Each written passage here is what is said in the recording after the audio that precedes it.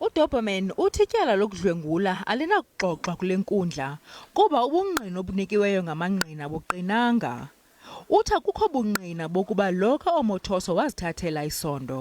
uDaubermann uzama ukuchitha agxibhe ubungqina obuziswe ngumtshutshisi uNceba nobugqamisa ukuba ingxelo yamangqina ibonisa ukuxhatshaza ngokwesondo. Daubermann ukwatyhola ngelithi uNtelwa waxelela amangqina ukuba angadandalazisi ezinye iinkcukacha enkundleni, nto leyo ayibiza njengokudelela inkundla. Uqhuba ngelithi akukho manqaku iinoti ngolwasemzini ahamba kunye nobungqina obungeniswe nguNtelwa, kwaye loo nto ifaka ukuthandabuza ekuthembekeni kweengxelo zamangqina. Kutyholwa ukuba amanqaku alahlwa. uDaubermann ukwathe uyakhwankqisa ukuba umtshutshisi abe nako ukukhumbula ngokuchanekileyo yonke into eyathethwa ngamangqina ngaphandle kwamanqaku, kwaye oku kudala ukuba kuziswe ubungqina obungeyonyani nokubangela ukuba ohlwayelwe ukudlwengula ummangalelwa angakwenzanga. Ityala liyaqhuba.